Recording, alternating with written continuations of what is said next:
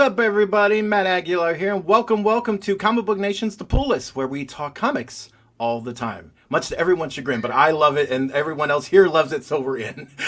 Today, I've got an awesome team with me. I got my brother from another Kofi Outlaw, and making her debut on The Pool List is the amazingly talented Nicole Drum. How are you guys? Hello.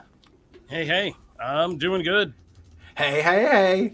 I'm excited. We got a lot of books to talk about. It's always hard actually to rein this in, even though we talk like 30 minutes about comics. There's still like 5 other books that I tried to make the cut, and it's incredibly difficult to do that. But as our title implies, we're going to be talking spoilers for both of the books coming up and all of our rapid fires. But Marvel has been pretty clear that this is the final moments of Moon Knight. So when we get into the death of Moon Knight and things, that's actually not a spoiler. Marvel's been pretty clear, but we will be getting into spoilers of everything that happens in Moon Knight number 30. So let's start there. We will have DC, though, and Boom and Image and other stuff coming up later on. For Moon Knight number 30, this is the final seconds. Over the last couple issues, we've seen kind of this big, giant battle happening at the Mount with Black Spectre, and it's kind of been a credit to all of the work that Jed MacKay has done on the series to this point of developing the supporting cast of Moon Knight, that I feel like, all of that is kind of coalescing here. And in the final moments, we really do get to see, for the most part, the death of Moon Knight. And I think my kind of main topic here, in addition to just how we feel about the book in general, is Marvel has kind of a rep of doing, when a character makes a big debut in the MCU, or they're about to have a new show, or they're going to be spotlighted in some way, Marvel typically does kind of some, hey, spotlight comic of the character. And sometimes it's the, hey, we're killing them so we can bring them back in kind of this like soft reboot way. And I have my own issues with that. And honestly, I think for the most part, it's had so-so results. And in this case, though, I think it works. But it works for kind of several reasons. One, this has been planned from the beginning of the series, and little threads and little Easter eggs and things have been planted there from the first year of Moon Knight stories. And all of that stuff is coming into play in number 30. So it doesn't feel like it was just kind of someone added a sunroom when like it didn't necessarily belong there. Like it's actually part of the whole building. And then number 2 is that death is such an intrinsic part of Moon Knight, and the relationship he has with Khonshu and all of the mythology. Like MacKay has done such a good job of building that up, that I think death is just like a natural extension of that, and they've been dealing with it. So here it feels like kind of this full circle moment, as opposed to just, oh, we're taking someone off the board for shock value. So I think all of that kind of is in its favor, and I can go into other details later on. But first, like, do you agree? Is this kind of the best of those kind of the death of stories that Marvel has done, and what did you think of it overall? Nicole, please take it first. I was gonna say, who wants to jump in? Honestly, like, I do think this might be the best of the death of stories and the way they did this. And I have to admit, I have not been the biggest follower of Moon Knight. Moon Knight has never really been like super high on my characters to read and watch, even though I did love the MCU stuff. I do like what I read, and I read this kind of lightly. So when I read this one, kind of coming into it as from a kind of a fresh perspective, I was really, really taken with how well crafted this death story actually is. And that really surprised me, because it doesn't feel cheap. It actually feels really earned. It feels layered and nuanced. And it does kind of really weave into like the nature of the character and the mythology of the character. And it felt like there were real, like, I felt myself like kind of starting to like panic a little bit as I was reading. Like, I actually felt real emotions with this. Like, I was just like, oh my God, they're going to do it. They're actually going to do it. And like, there felt like there were real genuine stakes. And even though like death in comics is rarely ever sticks, right. I know that there's going to be more for this character, but unlike some of the death of characters or the last days of characters, this felt genuine. This had me feeling things. And I was like, a couple times, like, there are a couple of panels in there where he's getting his stuff together to do the big thing and save folks and end this before his end. I actually got like, I felt myself like getting a little like kind of my tearing up a little bit. Like, you see all these, it's like these goodbyes, but like kind of acceptance. And I was just like, oh man, this feels real. This felt like a genuine story, not just a, hey, we got to fix the character, we got to do this thing and like razzle dazzle and Razzle dazzle. you gotta have some little something to like propel things forward. The razzle dazzle. This didn't feel like this. This felt like genuinely good storytelling that honored the character, honored everything they did, was well put together. And now I'm like, I need to go back and like detail read everything and get hit in the gut again when I get back to this, because it fell so well and it was just really brilliantly put together. Like I'm hella impressed, and it sounds terrible, but the death of Moon Knight may have just made me a Moon Knight fan. Well, that's the goal, right? That always seems to be the goal right? of these things. And finally, it worked. And I think, too, this is one of those rare ones that, like, you can not have followed. And I think you still, like you said, you still get a lot out of it. There's still, like, it makes you interested in those characters. And then also for people who've been following since the beginning, it's kind of this awesome full circle payoff. Kofi, what did you think? I think I fall somewhere in the middle for you guys. I think that I'm with Nicole in that the actual death of Moon Knight, of Mark Spector Moon Knight, and that kind of sequence was very well done and different. And I also got maybe not emotional, but like it really did hit me when the personalities are there and that whole thing, when they're kind of coming together and you see the value of having all of them and they're spurning him and pushing him on to go when Mark Spector is giving up, Jake and Steve, like, you know, they're all working together to kind of get him to that goal. And that's epic. Like, that is epic. I found that, like, while obviously, like, McKay had the focus on making, like you said, actually earning and making this death of a character feel like something, I felt like the circumstances around it weren't as strong. I didn't like the villain and all of that and how that kind of worked out. Just felt, I mean, we had two great villains here, like Zodiac and I've been reading too much. I always want to call him Black Mask. What's the other? Black Spectre. Black Spectre, yeah. And so, like, I thought that thing could have been more intricate and more entertaining. But clearly the focus here wasn't on the villains. It was on Mark Spector. So it delivered like what it was supposed to deliver, which was the main event and spectacle. And as far as kind of issues go, I loved that it was uncomplicated. Marvel had told us all this. This wasn't about surprise. This wasn't about anything.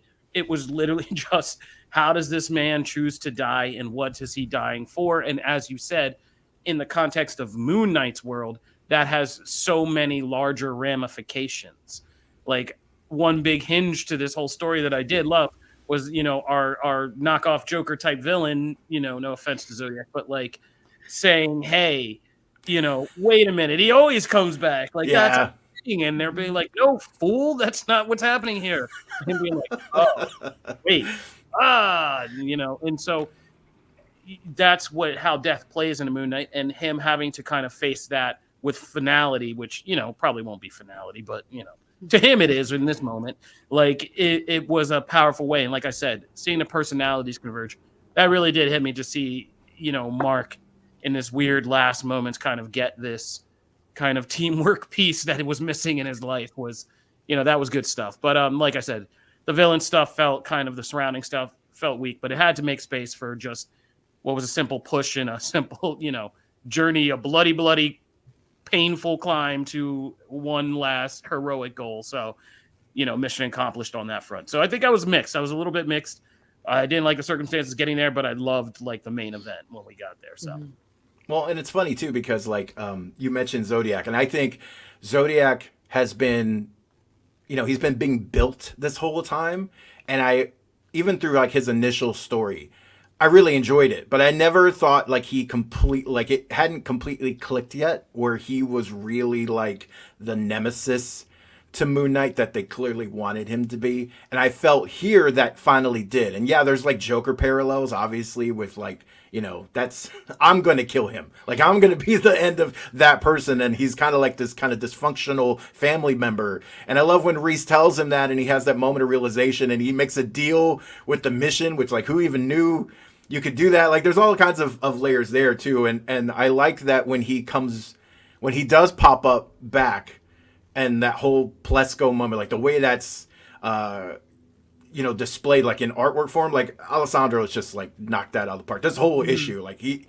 is to me the preeminent Moon Knight artist of kind of modern stuff. Like we've seen a lot of amazing artists on Moon Knight over like all time, but in the modern era, like this is his Moon Knight just looks completely different, and it sets a tone more than any other thing in recent memory. But I love those moments that Zodiac it feels like he finally is that person. Like whenever Mark comes back in whatever form that is down the line, like you can move Zodiac back in here and like it'll fit and it'll feel like it was earned. Especially, I like that I agree with you on the Plesko stuff, because when that reveal was initially done, I was like, oh, okay. It wasn't underwhelming because they had actually done a red herring reveal like 3 pages before of someone else, and I was like, oh, well, that sucks. And then they went, oh no, it's him, and I was like, okay, that's better. But I thought the focus here was more on bringing in Bushman, like having that tie to Mark's ultimate nemesis. I think was really smart, and the way they tied that in. I love the stuff with like bringing in, Jason Aaron's run and everything he did with Moon Knight and Khonshu, and like him being, in prison essentially, and his power's been waning over time, and that having like ultimate ripple effects here because he can't bring him back. Like all that stuff, like just McKay did such a great job of pulling from all those threads and into one couple of issue series, and I thought it was just extremely well done. But I do agree with you. I think the weakest part is probably the villain side, just because that part's the least interesting. I don't think that's necessarily an issue, but I think it just pales in comparison to some of the other stuff here. We gotta get to that last page though. I am so hyped that we're getting Midnight Mission 2.0. It's gonna be Reese leading. I just love the visual of that was just amazing. But then like Hunter's Moon gets a new suit and that looks sick. Soldier in the Moon Knight white, like Tiger was part of it. I was so happy. I was like, if you're gonna do a book without your main character, essentially, this is a credit to how much you've developed that supporting cast. And that page is just absolutely fantastic. It is a gorgeous piece of art. It really is. I need that. I'm just like, dang. I was gonna say, I'm like, I want that as something I can frame. Like it was like, dang, that's cool. And the art itself, you would tell, like, even if like for me, like someone who's not super familiar with the story of Till Now, like, because I jumped into this and now I'm going backwards, but like just that picture, like the art itself holds so much gravity from the story bringing into it. That's like, oh, this is good. This is good. They cooked here. Like this is beautiful. Like the art and all the art is fantastic. Yeah. Like I'm not always super sold on some of the art in Marvel books. I don't know why. I think it's just a personal preference thing. But the art in this particular book is just chef's kiss, top-notch stuff. Like it's fantastic. I love all the choices. Like it's rare that I really think the choices fit things perfectly, and this really does, especially that last page. Yeah. Are you excited for the future of this, Kofi? Or you kind of, does this have your interest? Because we're also getting obviously I think it's Vengeance of Moon Knight, and that's like Vengeance of Moon Knight. Yeah. I mean, yeah, I like I told you, I think you and I started this Jed McKay run talking about it on the show, on the regular Subscribe to Comic Book Nation. But yeah, I always liked that this was the status quo for Moon Knight. That this was kind of like where we were starting after the whole Garth Ennis run and all of that. Like when Mr. Knight started in the street level, I always liked street level Moon Knight. And so the Midnight Mission was such an interesting concept and allowed for the same kind of like casework or, stuff like that, and how weird it could be, supernatural, it could be sci-fi, like, Moon Knight could go a lot of places. And so I liked having that kind of central grounding. And I think over this run, all of the characters, these aren't just like a thrown together rabble of characters, like every one of them we've gotten to know in this series. And I think gotten to love, who don't we love here? Like I love Reese. I love Hunter's Moon. Like, those two alone in a book are just interesting to me. So, I mean, this group, I definitely think they have a good shot at kind of carrying and doing with that concept, something good with that concept. I'm in. Yeah. So I'm in. I need more 8 Ball too. 8 Ball is fantastic. Oh yeah. Yeah. It's amazing. 8 Ball just looks cool. Is coolest design. If you designed I that, know, right? if you said that design like in text form, you go, that sounds like the dumbest thing. And it kind of is, but it's amazing. It's in its so dumbness. Cool. I agree with you wholeheartedly. And moving into, let's move into DC's book this week, because this is actually similarly dark in a different way, but similarly kind of just, boy, this book is, so we're talking about Batman Gargoyle of Gotham. This is the second issue. This is kind of one of the latest DC Black Label books. And this is we've had the pleasure, and Nicole is one of, comic books' biggest Batman experts and aficionados. So we had to talk about a Batman book on the show when she was here. But it was also, it's been a great year for Batman stories. This has been, I think even The Knight finished up early this year, right? Was that 2023 or am I mixing years? Honestly, this whole year's been a blur, but I think it did finish this year. I think it finished up. Yeah, okay. So early last year, and if it's early last year, that's crazy. No, but I think no, it was early this year. Yeah. It was okay. It was very early this year, I believe. Because Zdarsky, and then of course Zdarsky's run has been really interesting and had great stories of its own, and then there's been a number of other series. Mm-hmm. So this one comes at it from I typically get annoyed when Batman tries to do the whole like isolating thing, because like we've just seen that time and time again. But I will give this book credit, because like at first, especially this issue, because you move to a certain point in this issue and like, to me, the whole story turns because of a revelation about like what happened right after the death of Bruce's parents. And that whole like sequence and the stuff that comes after, and I'll get into spoilers in a second, I'll actually say what it is, but like that whole thing kind of turned the issue around for me, and like, okay, we're willing to kind of take some risks and go to some, kind of grotesque places with this thread of wanting to kill Bruce Wayne. Like Batman, he wants to be Batman, and he feels like that's the most effective way. And we've seen that theme played around a lot with this year. But like the reasons why, like the repressed memory and his relationship with Alfred is all enough to kind of make it unique. And so I'm in and I'm enjoying it. I don't know exactly kind of what the plan is. Like I just kind of go into this book not knowing really what to expect. All I know is it's beautiful. And Raphael's artwork is just stunning in so many places. Nicole, what did you think about this? In a year of great Batman stories, do you think this one, how does this stack up for you? I think this is actually a pretty great Batman story.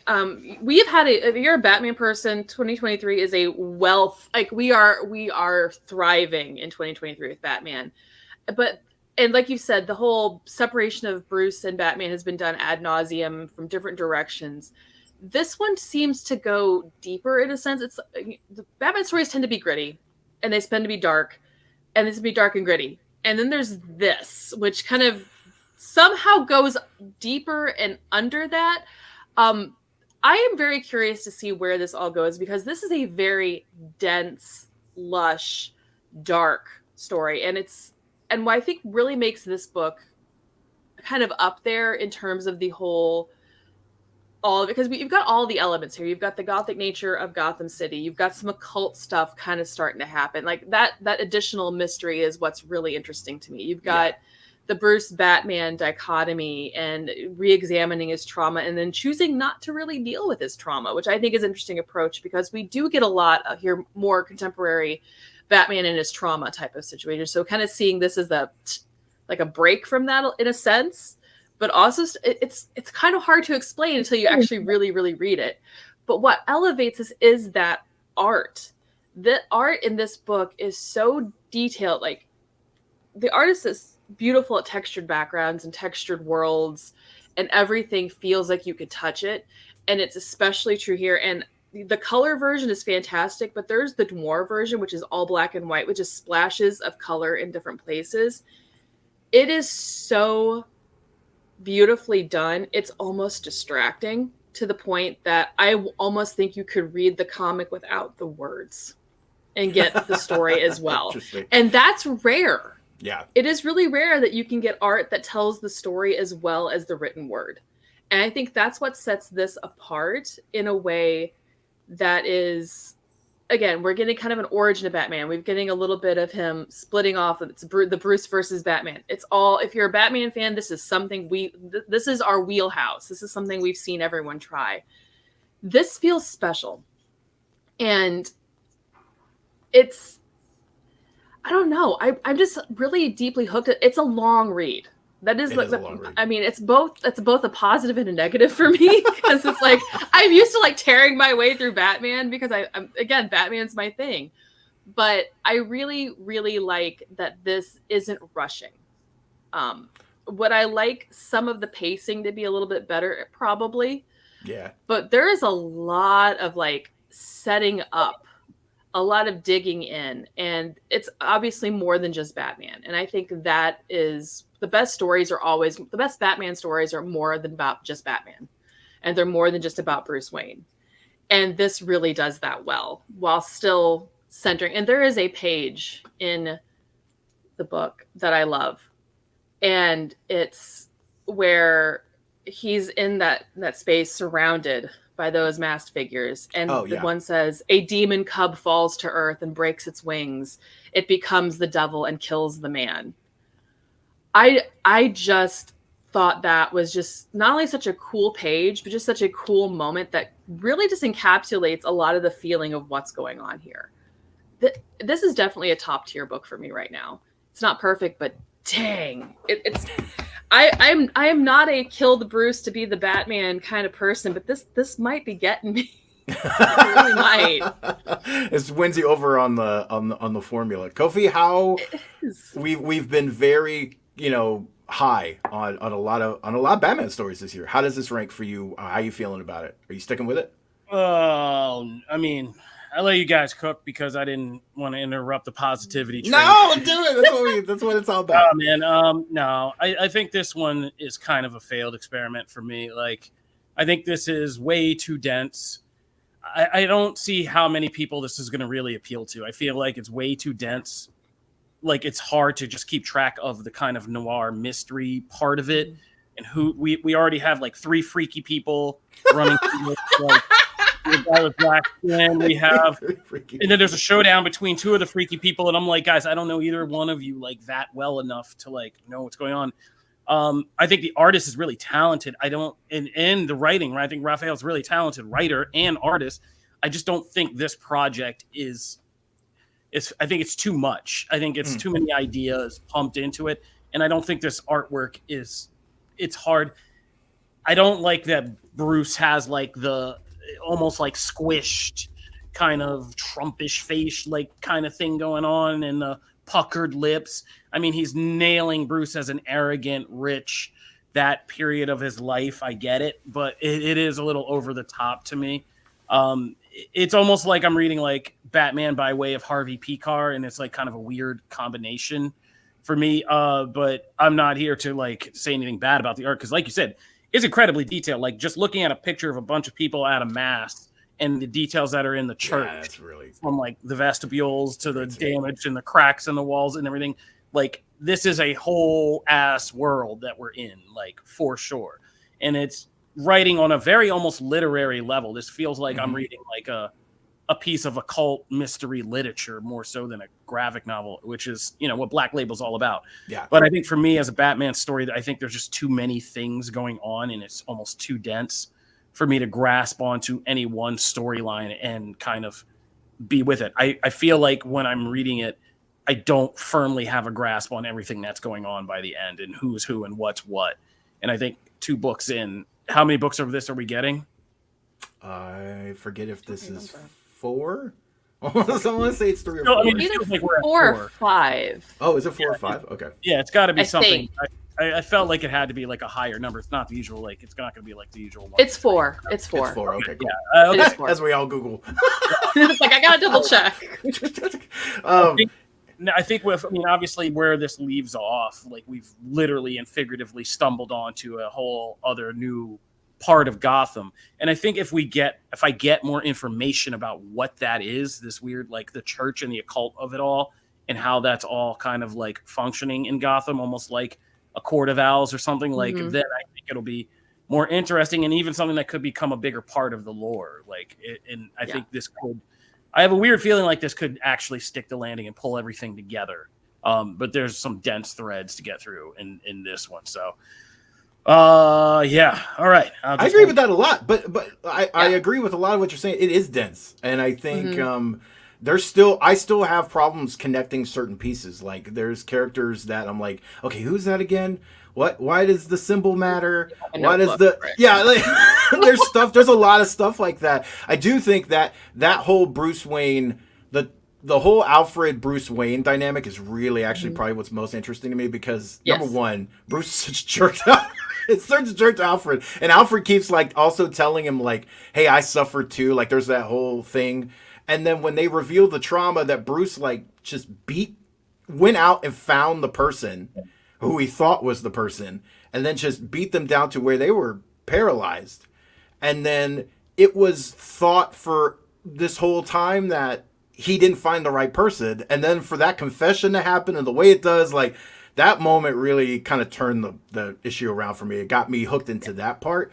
And then all the other stuff I feel like will follow. But, Nicole, any last spot on that? Yeah, I think you're absolutely right. I think this book is actually very specific for a very specific kind of Batman fan and a very specific Batman reader. But on top of that, I do think this is also one of those cases where this might have actually worked better if it was everything at once, where you got the full as a graphic novel rather than individual issues, because then you could take your time, go back, annotate, and come back. Because this is like high literature Batman on a very real sense. Like I said, I've got a notebook where I'm mapping stuff because this is like a lot to work through and a lot of things to keep straight. But I think that once it all comes together and you get the full finished product, it's gonna be like, oh, okay. Yeah. But this is for a very specific Batman fan, I think. I really do. Yeah, I would like to binge it when it's all together. Moving into some rapid fires real quick. There is one book this week that I think actually is the opposite. It works incredibly well in episodic form, and that is Masterpiece from Brian Michael Bendis and Alex Maleev. Those two have teamed up again for Dark Horse Comics this time around, and I adored this issue. I thought this was... I'm a huge, it's noted, everyone knows this on the show, I'm a huge Brian Michael Bendis fan, period. There's a couple of books I don't like, but it's easier for me to find the books I don't like than the ones, you know what I mean? Like, that list is way short. So this was there's a twist midway through of, this essentially the plot is like this child is kind of learning that her parents are like these master criminals from someone they screwed over. And so that person is kind of coming to collect. He's finally found that they had a child and all this.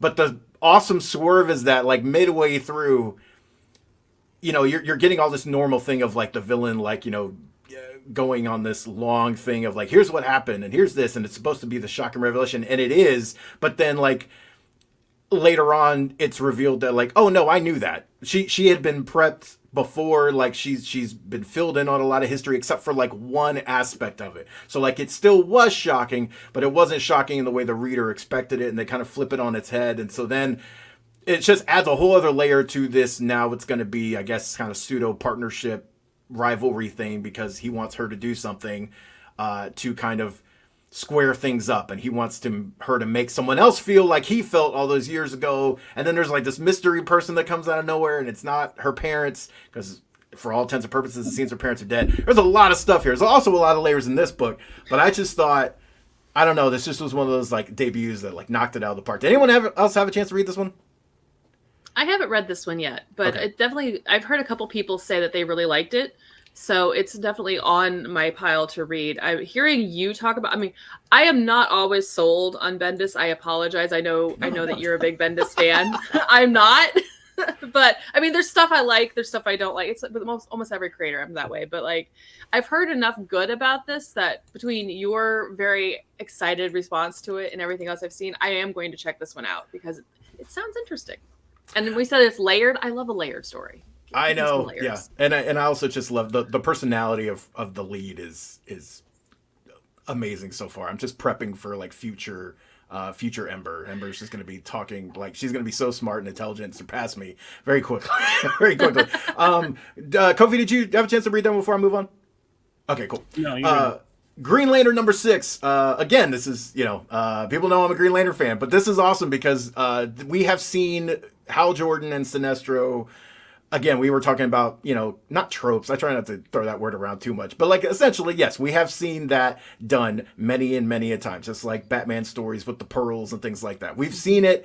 But so to put a new spin on it is interesting, and it's difficult to do. But here we actually get, having a Rage Lantern Sinestro compared to, with the emotional spectrum kind of on the fritz, and there's this kind of greater mystery as to why Hal's on Earth, what really happened to some of the other Lanterns, and then Sinestro having the normal kind of very tactical, strategic, patient Sinestro just be this reckless, power hungry type of person with a Red Lantern ring makes for interesting storytelling. And when artists take the construct idea and they just run with it, it makes for such a better comic. And this Green Lantern run has been fantastic. When we get giant monsters, kaiju running around, giant knights, battleships, like all this stuff, it's awesome. I love to see that stuff other than a big fist or a shield. My God, like learn how to do more than two things, Justice League. Radiant Black 27.5. There were actually 2 issues of Radiant Black this week. They are kind of part 1 and part 2, but they are also from different perspectives. So they're kind of really their own issues. And 27.5 for me is the one that stuck out. Again, if you're keeping up with the Catalyst Tour and things like that, you're going to probably pick both up. Also, they have an awesome connecting cover. But if you're only can pick up one, I would say 27.5 is the one that really sold it for me. Also, I'm a huge Radiant Red fan, and Radiant Red shows up in this book, so yay. Finally, Batman Santa. Because we gotta talk about Silent Night. Okay, I adored the first issue. The way they brought in Krampus and the history and all that stuff, and Batman just does adventures with Santa, and they just love it. So fun. And this second issue ruled. Nicole, did you have a chance to read this one? I did. I am a sucker for holiday oriented books. Probably one of my all time favorite DC books is the Larfleeze Christmas special. I'm not gonna lie. It's the best. But it's Batman, it's Santa, it's Krampus. Did DC make this for me? Because I think they did. I love it. I love this book. It's bonkers. It's bonkers. It's in the best way. In the best way possible. Kofi, did you check out the Batman Christmas? He is no, what is wrong with you people? Yeah, you guys, that's not one of mine to gravitate towards. You guys eat it up now. You guys it's so good. Also, Dan Mora covers. Dan Mora is one of the best artists out there, period. Dude drawing Santa and Batman, I'm in. The story could suck and I would still buy it for the cover. Seriously, get in the holiday spirit in the weirdest way possible. Kofi, before we get into Record Pass, anything you wanted to mention, highlight this week? I know you read some of the books I don't. Just X-Men read. I mean, I love what's going on in X-Men books. So, and I actually like what Iron Man has done to tie into those books. So, I'm enjoying that whole side of things. Just some light, easy X-Men reading, trying to survive. Back to basics. All right. For sure. So, revisiting our 2 main books. I forgot to do this last week, so bad on me. How are we looking at Moon Knight number 30? Do we give it a thumbs up or a thumbs down? Nicole, what'd you say? Oh, big thumbs up from me. Kofi? I love it. Thumbs up. Big thumbs up. Pro Moon Knight. Yeah, and it's not a spoiler. Thumbs up. Thumbs up for me. I had to tone down the 3 and 4 thumbs up because I was running out of room. Starting not to matter. So 1 thumbs up, but very good, very enthusiastic thumbs up. Batman Gargoyle of Gotham, Nicole. I'm giving it a thumbs up. Again, this is extremely my thing. So, Kofi. I gotta go thumbs down. Understand. Fair. I'm gonna go thumbs up. And I think it won me over because I will say at first I don't know if I was feeling it. So it was kind of like if we had a middle thumb, if we had like just like this. have a neutral. Have a neutral. Yeah, a neutral thumb would have been that. But it kind of won me over, and I really dig the world. So that is it for this week's edition of the Pool List. We'll obviously talk more comics on Friday's show, and you can always check out our past episodes on your podcast platform of choice and on the Comic Book Nation YouTube page and the main Comic Book YouTube page. So hope you enjoy this. Let us know what you're thinking. Let us know what you're loving. And until next time, peace. Read some comics.